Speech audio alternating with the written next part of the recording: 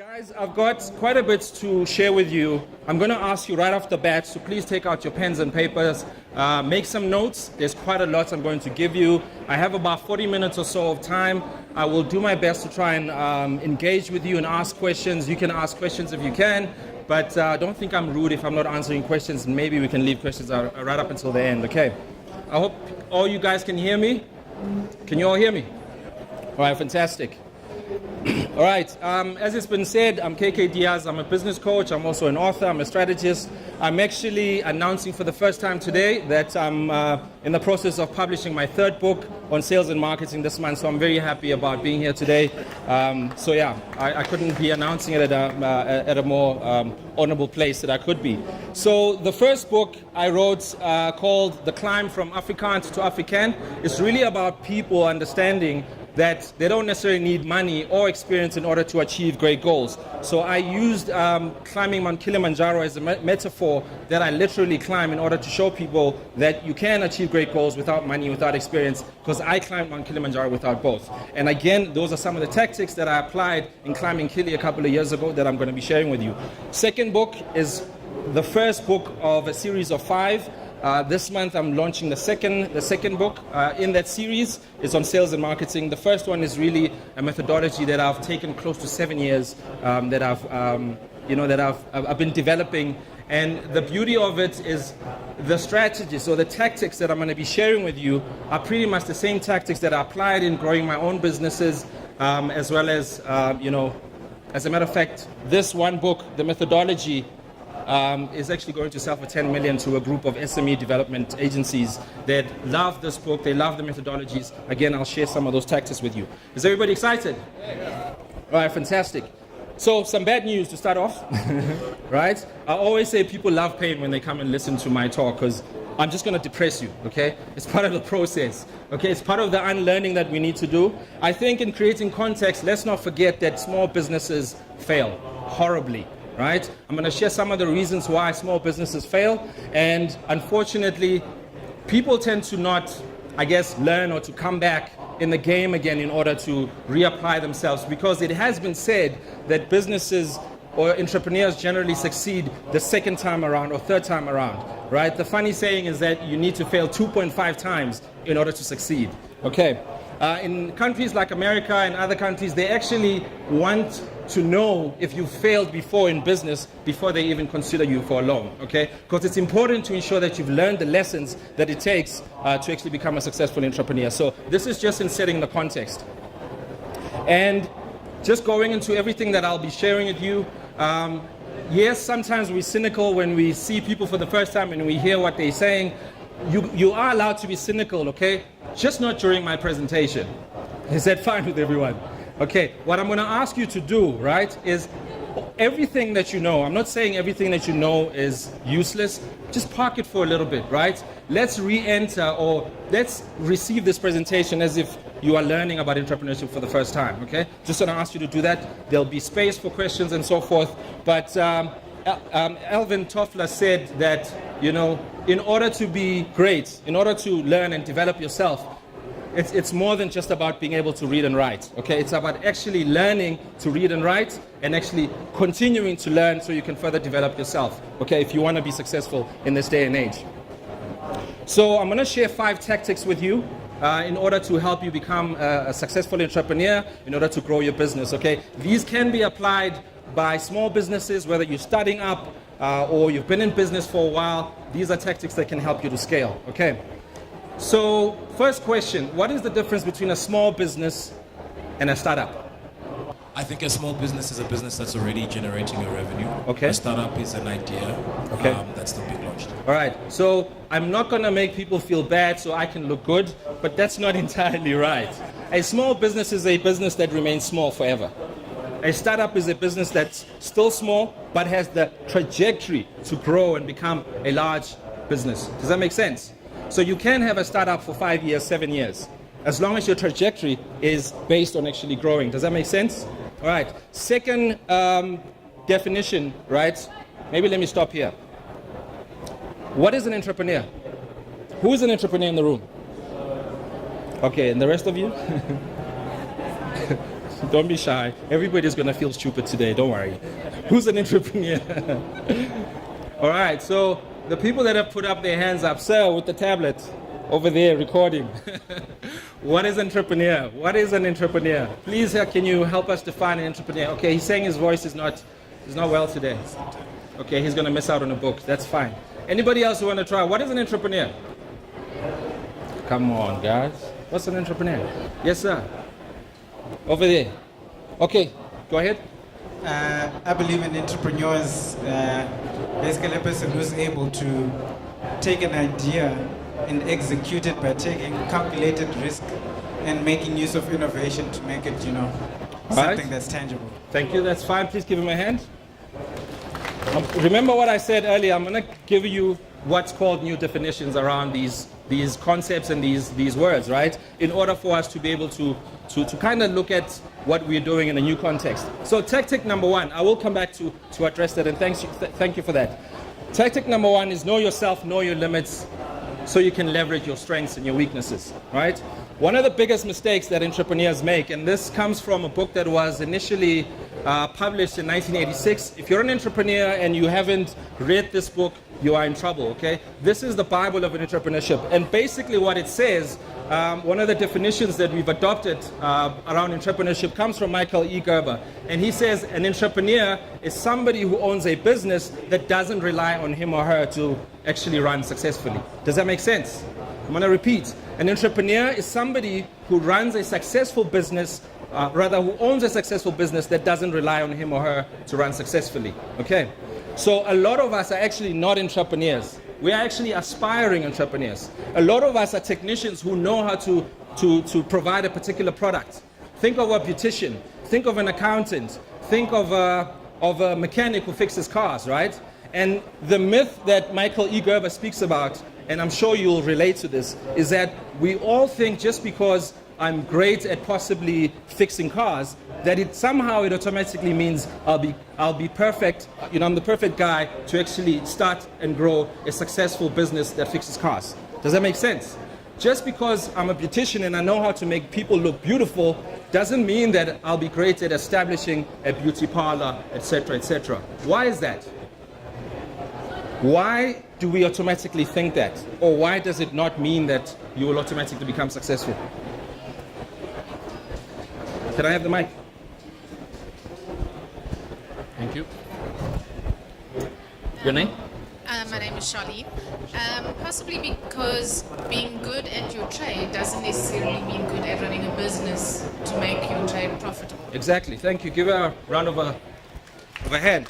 Basically, being great in your craft, right, or being great in that technical skill does not mean you're going to be great in running a business. Because running a business entails marketing, sales, which is one of the things that most people are afraid of. Okay, people are scared to go out there and sell. People are scared to come and stand on a stage and speak to people when it's actually the kind of places and spaces you want to be at in order to help grow your business. Okay, so what I'm going to ask you to do is give me a couple of minutes while I go through the next couple of points. Some of these points will be new to you, but they all speak to becoming that individual who leverages their strength because they can identify their own strengths relative to other people's strengths, which may be their own weaknesses. So just to quickly speak to this diagram, a lot of us start businesses as technicians. We want to become entrepreneurs. Just because you have a business card or you've registered your business does not make you an entrepreneur. Okay. What makes you an entrepreneur is your ability to work on your business and actually create a sustainable business that operates without you. It doesn't have to be a mega business. It can be a small business that does 10,000, 20,000, 50,000 rand a month, right? But if you want to establish a startup business that scales significantly, there's a lot more tactics to implement. Are we on the same page so far? Okay, so let's talk about what those strengths look like. Do you know who this guy is? Messi, right? Now, the beauty about this gentleman is that I think we all agree that he's immersed in what he does. He's in flow. He enjoys and loves what he does, right? And he's leveraging what we would call his natural born talent. How many people in the room know what their natural born talent is? Musa, you know, you have all the answers to all the questions.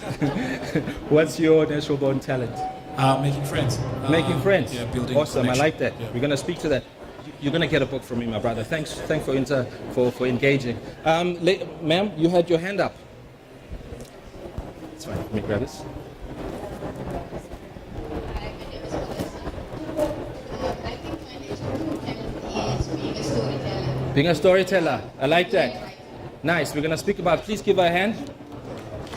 Thanks. Sometimes we take this for granted, okay, when we start and run businesses. We have a tool that we use, and there are many tools out there, so I'm not here to try and sell you the stuff that we use in our business.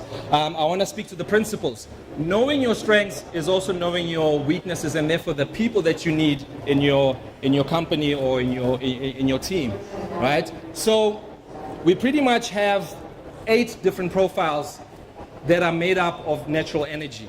Think of summer, think of winter, think of autumn, think of spring, right? Just because you're born in a particular season does not necessarily mean that that you have that natural energy. However, there's a psychometric test that you can take. When you take that tool or you take the test, it actually tells you based on questions how you answer them, which profile that you are, and therefore what your strengths and your weaknesses are. I'm just going to walk you through some of them. Catalysts, also known as creators, are people who are great at coming up with ideas, right? But what do you think is the greatest weakness of those people? Execution and implementing, right? And so we all start ideas. How many people have started ideas that never went anywhere? Right? So many of us start businesses and we just don't know how to take them to the next level. You know why? Because we need a complementary individual, right, who has no clue how to come up with ideas, or at least scalable ideas. But what they're great at is they're great at being the custodian of what the business is, and therefore they're great at execution. A lot of the people at the top here are great at making promises, making friends, right? And making the promise what you'll do to your friends, but you don't deliver, right? What you need is somebody who's normally directly opposite you because they complement you, right? Your weaknesses are actually their strength, right? So remember, tactic number 1, know your strengths, know your weaknesses, and actually find the person or the group or the team that's going to complement your strengths and your weaknesses. Does that make sense? All right. Sorry, the lady's name again? Melissa, right? You said you're great at storytelling. Champions and coaches are actually great at doing those kind of things. What we call them are people who are great at storytelling and actually going out to sell an idea. So in a lot of cases, you'll find business people or creators will start an idea, but they don't feel like going out there to actually sell the idea, right? What they do is they stay in-house and they're always creating. There's always new ideas coming out, and they never go out to sell. So you need people like Melissa and them, people who are great at telling stories, who are going to go out to the public and actually sell, stand on stages and be able to share the message of your product, your service, or your company. Does that make sense? Coaches, not necessarily technically or career as a coach, but these are people who are typically in HR, these are sales managers, people who don't see success in themselves unless they help other people become successful. These are the kind of people you want to actually help you put the best team together, okay? And then you have connectors who help leverage resources and people and actually put them together. And we've mentioned on custodian, these are the people who actually help to ensure that the company delivers on the promise that it makes, all right? Cultivators, think of, let's go to the next slide. I'll come back to the examples, but think of Robert Kiyosaki. Robert Kiyosaki has tried so many different business concepts in his life, but very few worked. And those that worked are the ones where he franchised the business, right? People who cultivate and grow an existing business. Does that make sense? It's already working, but they're the person who's going to help ensure that processes and systems are implemented, not necessarily by them, but they actually franchise the model so that they spread the model all over the place. Does that make sense? Now, they're great at scaling businesses that way. This is Sergio Brin, right? He's one of the co-founders of Google. Guess how much this guy is worth? How much? Lee? 43 US billion dollars. 43 billion dollars. That's how much it's worth. That's like nearly, actually, I think it's more than $500 billion. Right? It's nearly what? Yeah, it's about more than 500 billion rands. Can you conceptualize those numbers?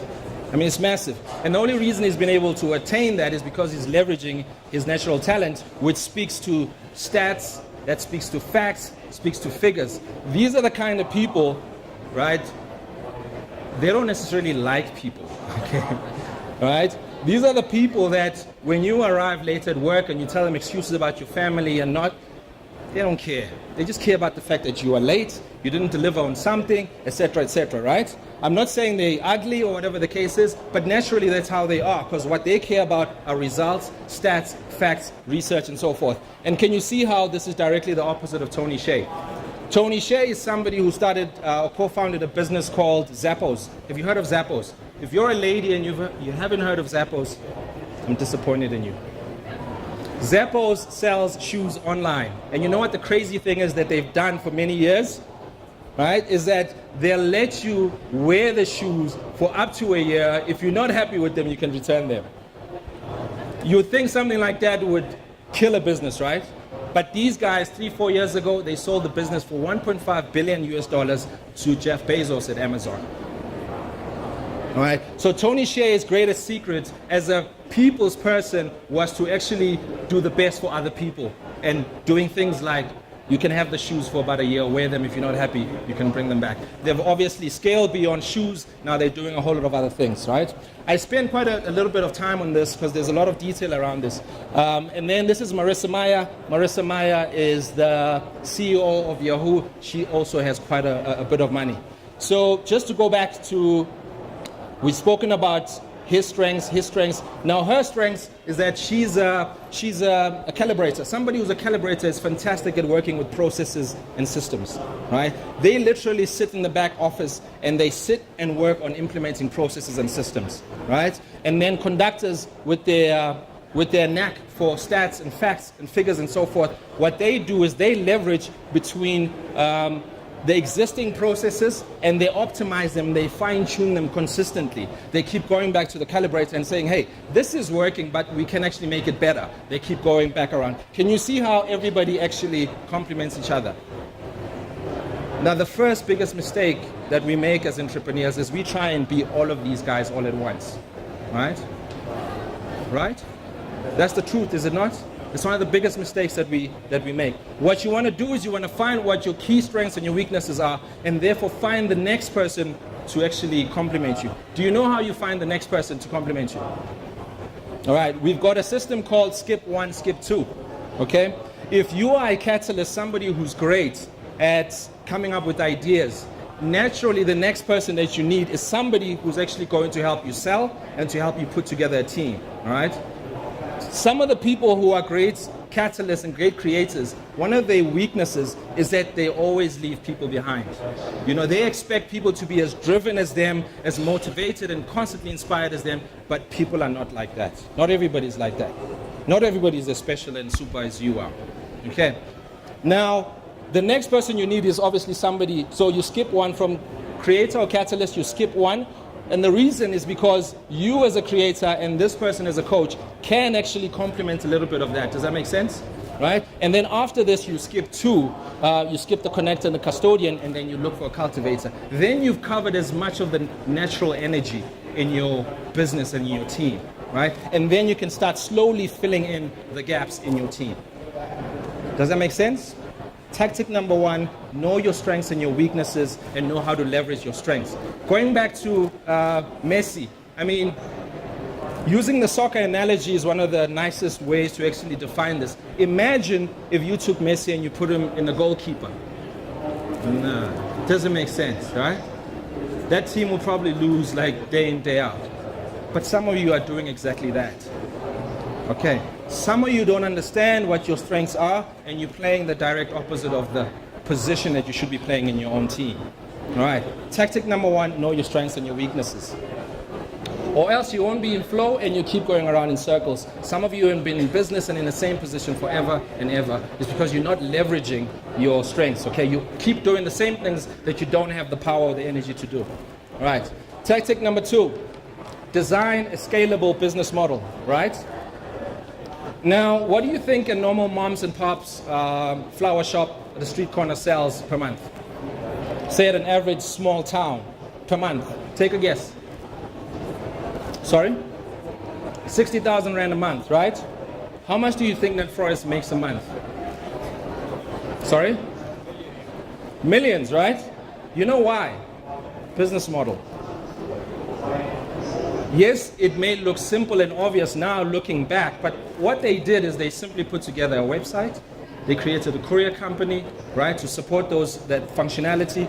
And now, using the very same infrastructure, they're literally selling alcohol. They're selling jewelry. They're selling deodorants, perfume. When you drive on M1 North to Pretoria, there's this beautiful billboard of these amazing muffins, right, and cupcakes. These guys are selling cupcakes. Who would have thought, right? And it's because of the infrastructure, right? The business model foundation has already been laid, and you just plug in different processes, different products, and so forth, right? I'm going to speak to this idea a few more times. But again, let's look at the limitations, right? If you are just a mom and pop's kind of a store selling somewhere, right? And this model applies to many of us. You're the only person, or maybe you've got 2 or 3 other people, right? And you've got one store. You are only limited to the number of people who are passing by that you can sell to, right? But with Net Florist, you could literally be in Italy, order flowers that are sent to Cape Town. There's no way that this one store could be able to do that. The difference is the business model, right? And you may think Net Florist, there's too few of them. I wouldn't be able to do this, but I'm going to share with you some ideas on how you can do that. So, who knows what a kota is? I know all the darkies are going to put their hands up. Right? But a kota, also known as a bunny chow, is simply a piece of bread where the inside has been taken out and it's stuffed with different type of meats and fries, chips, and so on. Many of us will say it originated in the townships or in Durban or wherever, right? But here's what an entrepreneur does. An entrepreneur looks at an existing product, right, and looks at how to scale it beyond an existing business model by implementing a new business model. Can you tell me what Kota Joe sells? What does Kota Joe sell? They don't sell kotas. What does the company Kota Joe sell? They sell a system. Thank you very much. You can't win more than one book, bro. Okay, but thank you. He's right. What Kota Joe is selling, yes, when we are hungry, we go to Kota Joe, we're getting, yes, a meal. But Kota Joe doesn't sell the same kota that these people sell, besides the taste and everything else. The main difference is Kota Joe sells a business opportunity. Same product, selling a different value proposition. Does that make sense? It's all in the business model. Now, they've started one restaurant, but now they're scaling across the country. They're scaling it that way because what they're selling people such as yourselves, people who are interested in making money, becoming wealthy, they're saying, here's a business opportunity. Come in, join us and be part of us. We'll give you this process, we'll give you the system, and you can go out and sell money. Selling a completely different product, right? Or rather a different value proposition. Does it make sense? Right.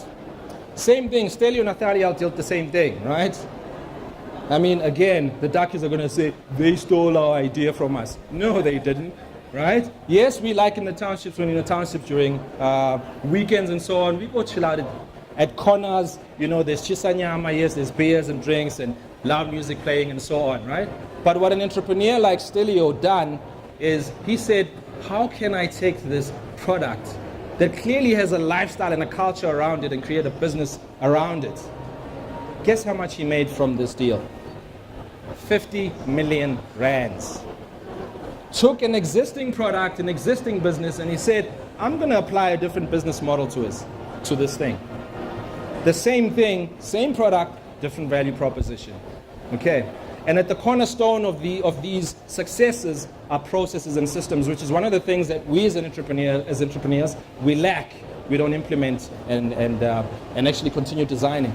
Point number 4 is actually a point that I'm going to speak to. Does that make sense though? Business model.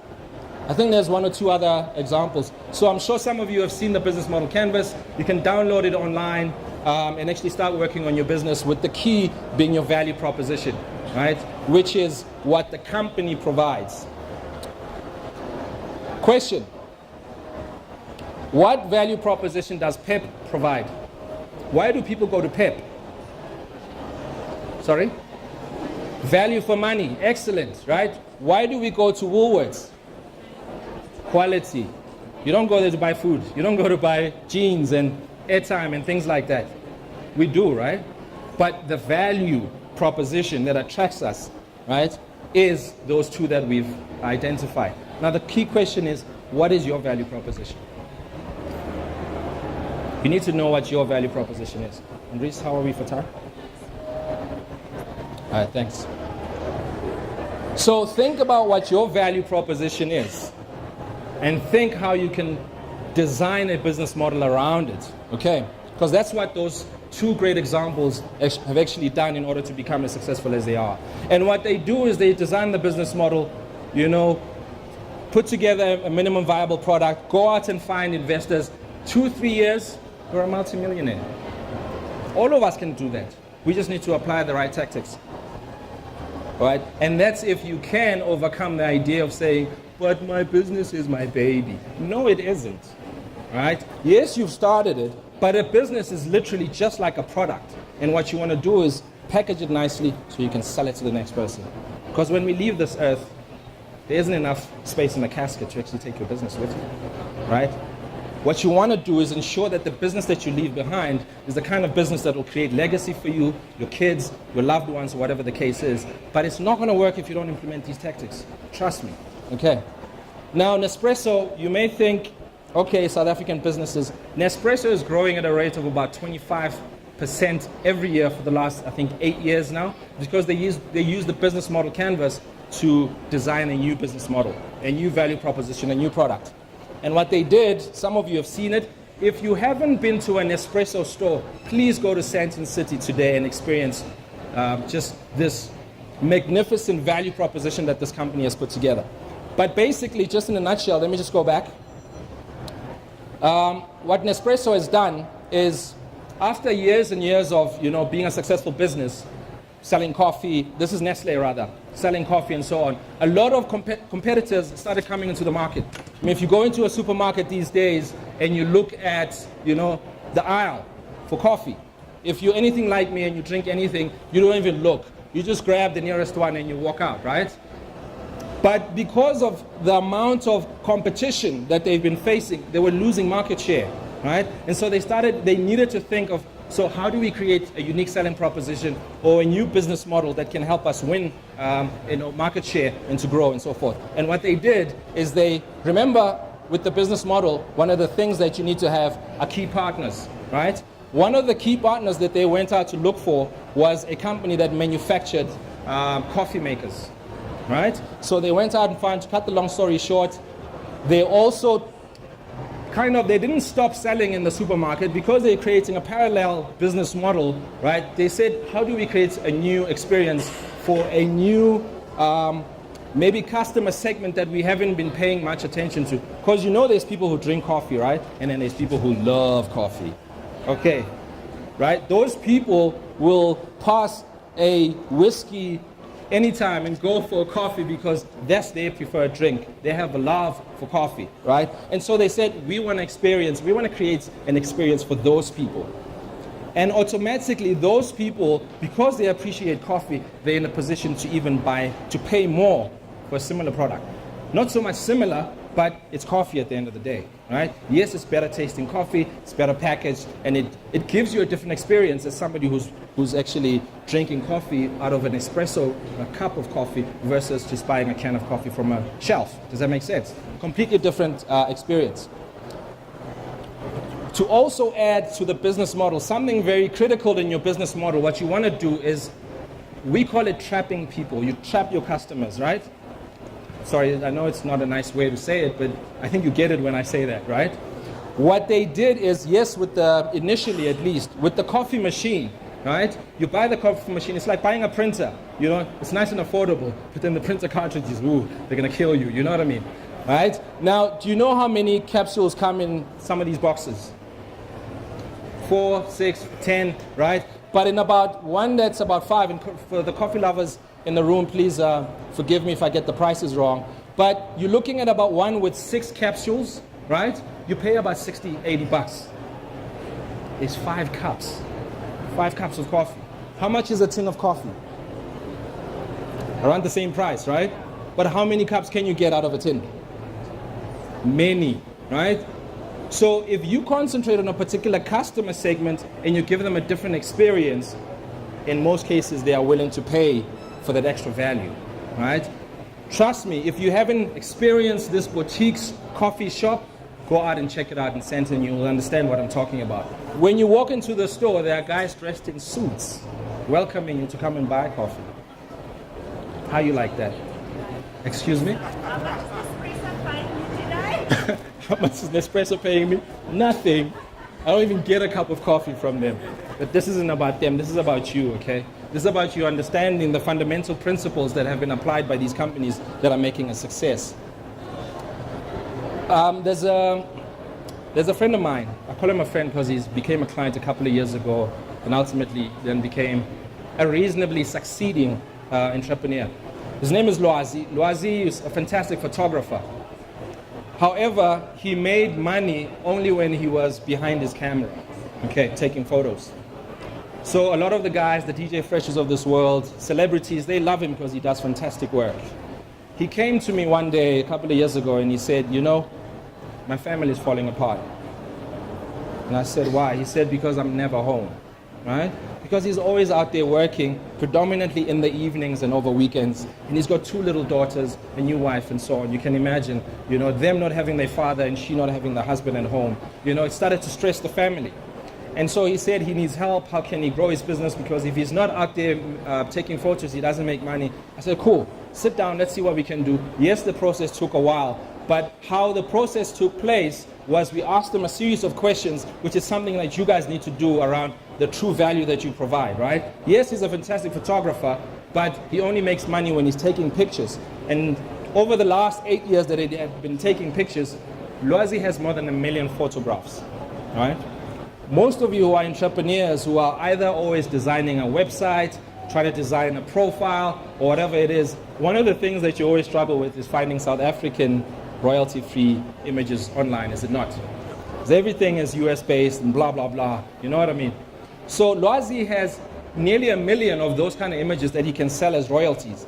And so I'm sure you're getting the image now, pun intended, right? But basically what we did was we said, Loazi, let's create a website for you, right? Take all the images that you have the rights to sell, upload them onto this website, right? And actually start marketing the website from home. You don't need to go out to make money. And you know what the beauty of this model is he can sell images not only to South Africans, but it opens it up to the rest of the world. Just like that, you can magnify and grow the customer segment that you are selling to. But that's if you understand what your value proposition is, okay? Yes, we solved the problem. Loazi is still in the process of establishing the website and so on and so on. But at least he's got a goal, and which reignited his passion for what he does, and knowing that, you know, now he can work on his business in a particular way where he won't lose his family, right? Does that make sense? You can achieve the same. You can achieve the same. It's about understanding what you're doing, looking at ways to actually change your business model. All right. So think scaling. How do I scale it? How would you define scalable? Musa, not you, bro. How do we define scale? Don't be shy.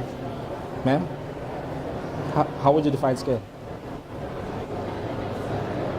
So scaling a business is about how do you... Thank you. Well, I think scalable or scalability is your ability to grow. So building a business that has the inherent capabilities, no matter what the size is, yeah. Whether it's doing R1 million in revenues or 100 million, the same capabilities are there. Great, thank you. Give him a round of applause. So basically, scaling is about how do you sell more without actually growing your capacity or your costs by too much. Melissa? Thank you. Okay, so what I'm getting from you, I never liked this line, but I've heard it before from seniors of mine. Yeah. Where they said you must work smart and not hard. True. So I think the scalability is that concept, you must work smart. Exactly. Because Loazi, instead of working harder, he can make more money in a different way, and he doesn't have to be there. Exactly. Thank you. Thanks. Thank you very much. But basically that's what it's about. And I don't know if I don't know if the word is paradox or dichotomy, but basically is you can't work smart without working hard. You know what I mean? So it's not like because he's chilling at home or now he can work from home, he's not working as hard. You know what I mean? But he's working hard for the purposes of, in the long run, being able to work smart. You know what I mean? It's important to think that. And that's one of the things that we as entrepreneurs don't think about doing, or we're not mindful of the fact that that's literally what makes us an entrepreneur. How strategic we are, how smart we are. Because if we're just going to go into an industry, sell the same product like everybody else, I mean, come on. You all are, most of us are doing that, and we're not getting far. What we need to do is think smart, think out the box, okay? And remember what Alvin Toffler said, is we need to unlearn what we already know. Because clearly, most of us, what we know is not taking us far. All right. Are we happy so far? Is this valuable? Yes. Thank you. Tactic number 3, build an automated sales and marketing machine. Right? When people see sales, they're like, ooh, I need to go out there and sell. How many people love selling? I know you do because you're a sales trainer. Now, a lot of us are great at doing other things. Remember the strengths and the weaknesses conversation we had earlier, right? So the beauty of things changing sometimes is actually they can change for the better for some of us who are actually scared to go out there and sell. But here are some interesting stats. 87% of salespeople and entrepreneurs miss their sales quota, right? And we struggle, we don't have enough money, blah, blah, blah, we can't afford this and that, and it's predominantly because we can't afford stuff, because we don't have enough money. We don't have enough money because we're not doing enough sales, right? I hope I'm not negatively assuming who here has got a serious positive cash flow in their business. Don't worry, I'm not going to ask you for money. All right, but the reality is most of us struggle, and we struggle because we don't know how to sell, right? We don't know, or we are too busy to sell in general. Okay, so the trick here, tactic number 3, sales, create a sales and marketing machine. Let me show you some reasons why you want to do that and not think that you can start selling and still be able to do everything else that you're doing. Because trust me, I know how busy we all are. I know how busy you are. You're doing all of these things. You're coming up with new ideas. You're hiring people. You know, you're creating new relationships. You attend events, right? And I hope some of you are selling and networking, right? I hope you're doing that while you're here because there's great people around. Some other stats, right? The reasons why we miss our sales targets, 65 to 90% of people. This is because sales has changed. 65 to 90%, or rather an individual will get to that stage of the buying process before they pick up the phone and call you. Does that make sense? Because of technology, the internet, and all of these things that have changed, somebody can literally look up information on the net. Before they call you, in most cases, they know more than you do about the product that you sell. Right? And so by the time they contact you, they kind of have a great clue of what they want, how they want it, and what color. And so your sales tactic and how you sell and the systems and the processes that you utilize in your own business needs to be able to match that. Okay? And also because of technology, people have got that instantaneous need for things to happen right here, right now. Does that make sense? And so your processes and your systems, your sales and marketing machine needs to be able to match that. 81% of your sales, meaning where you actually get to close the sale, typically happens after 7 or more contacts, but 85% of people stop after the first or second, and you wonder why you don't get sales. Does that make sense? Right? Because people are so busy, you literally need to email, call, SMS, WhatsApp, try and find them on social media in order for them to agree to that meeting. Even after the meeting, the first initial meeting, you still need to have all of these processes and steps in order for you to secure them, right? But most of us say, nah, he or she doesn't care. She's not returning my calls. No, people are busy, bro. People are busy and they've got other things that are important. I always say one of the most important products or services that I know I've always needed to buy, and I do on a regular basis, is insurance. But I know how many times the poor salespeople actually have to try and reach me. it's important, but I'm busy. Doesn't mean that guy is not important to me or the product. It's just, that's what life does to us, right? Now juxtapose that with what you are doing. People want your product. I'm assuming you got great products and services. They want them, they need them, they're just too busy. There's other shit happening in other people's lives. Sorry for the French. All right, so you need to be mindful, keep following up.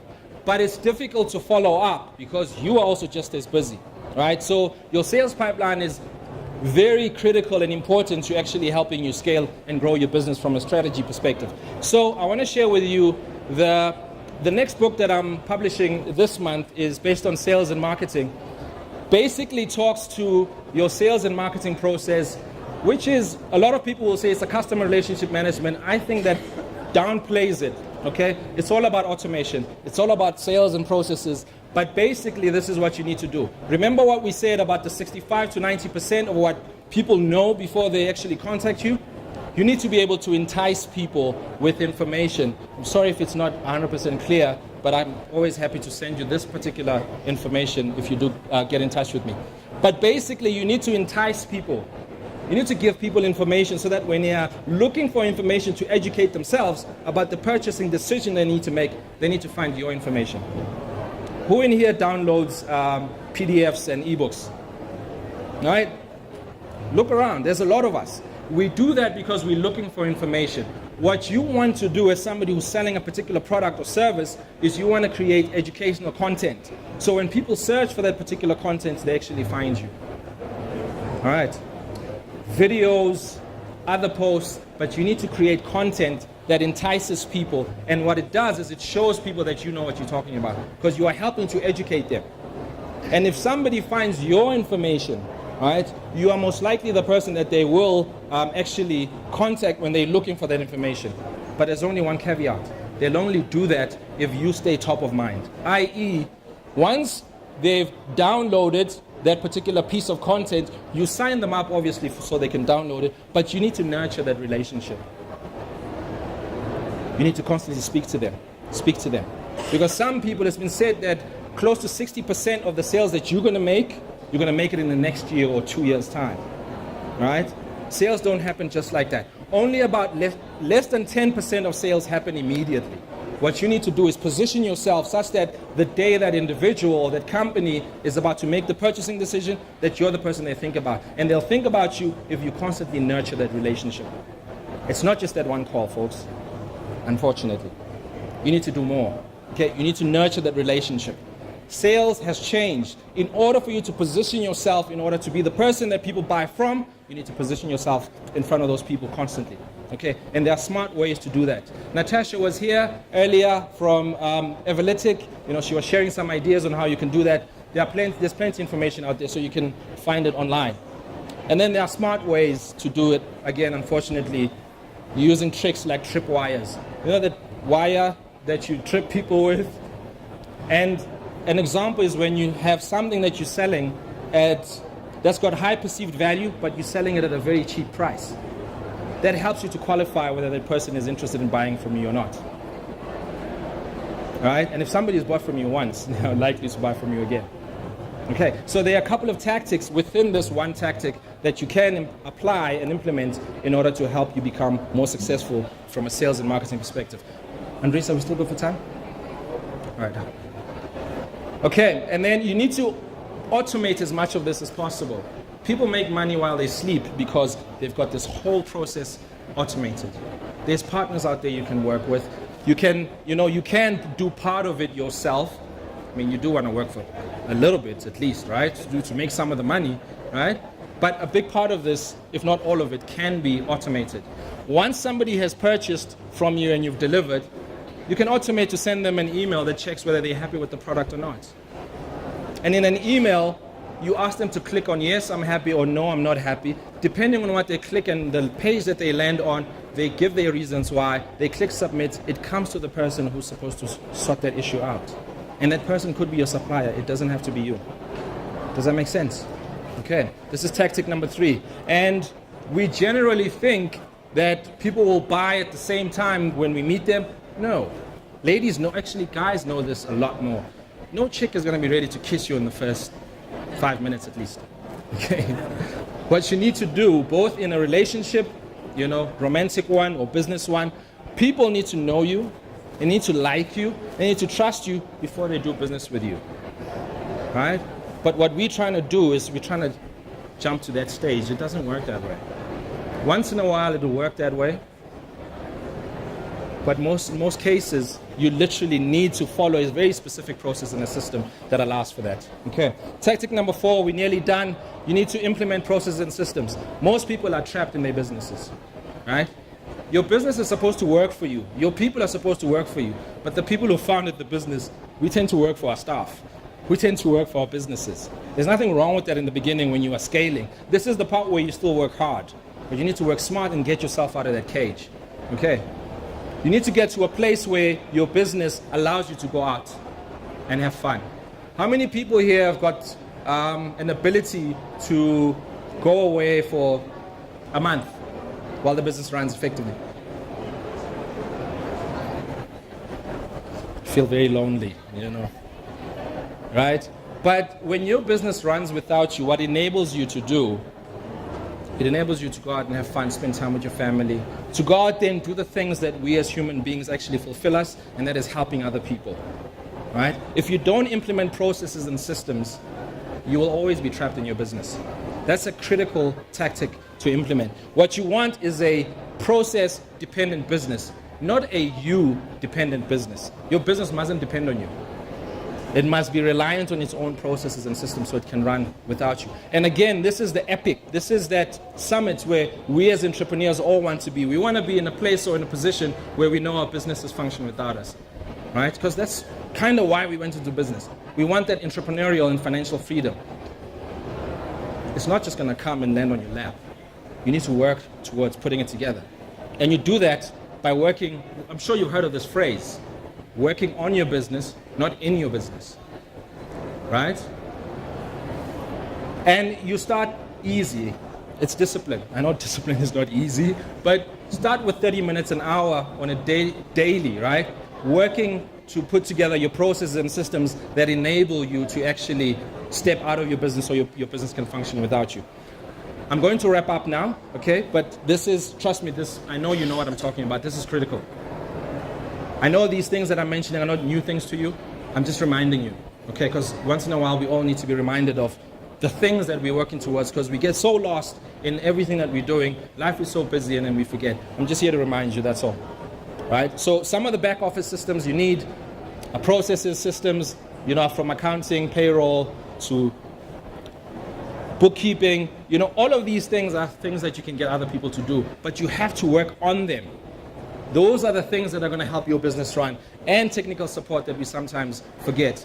Now, some of you spend days trying to solve a problem that somebody else could solve in 5 minutes. Okay? Get technical support, understand your strengths and your weaknesses so you can leverage them, so that you can go out there and actually do what you do best, and let the other guys do all the dog work, as we sometimes call it. Tactic number 5, commit to continuous learning. Going back to Alvin Toffler, right? Learning is not just about today only. It's a day-to-day process. You need to commit to that process. You have to learn. Trust me, if you're not doing it, the next guy is doing it harder than you, and they're going to succeed and beat you in your own game. Jim Rohn said, poor people have got big TVs, rich people have got big libraries. You choose which one you have, okay? You choose which one you appreciate. Collaborate with people you can learn from. It's been said, remember this is about learning, okay? It's been said that your network determines your net worth. 5 people, the average of 5 people that you spend time with, you're gonna become an average of those 5 people. And if you're the smartest in your group, you should be worried. Okay, because you'll only learn as smart as you are. I'm not saying leave your friends behind. That doesn't hurt sometimes. We were talking about that a little earlier. Sometimes we have to. Okay. The only way we're going to grow is if somebody else stretches us. And yes, we can't just constantly be looking for coaches and mentors, but we ourselves need to be mentors and coaches to other people, because that also grows us. I'm not saying leave everybody behind. I'm just saying Look at the 5 average people that you spend time with. Make sure those people know a lot more than you do, and they earn a lot more than you do. Because you want to have that constant challenge in your life. I mean, I know we love our friends and, you know, sometimes we hang around with them because they make us feel safe. I.e., they are less prettier. They don't have as much money as we do. Those kind of things. But those things are keeping you where you are. You need to go out there. You need to meet new people, right? Don't be afraid to ask them how much they earn. How much do you earn, ma'am? Because I'm looking for people, you know, who earn more than me so I can grow myself. Right. Just kidding, but it's the truth. Okay. Okay, you need to find people you can learn from.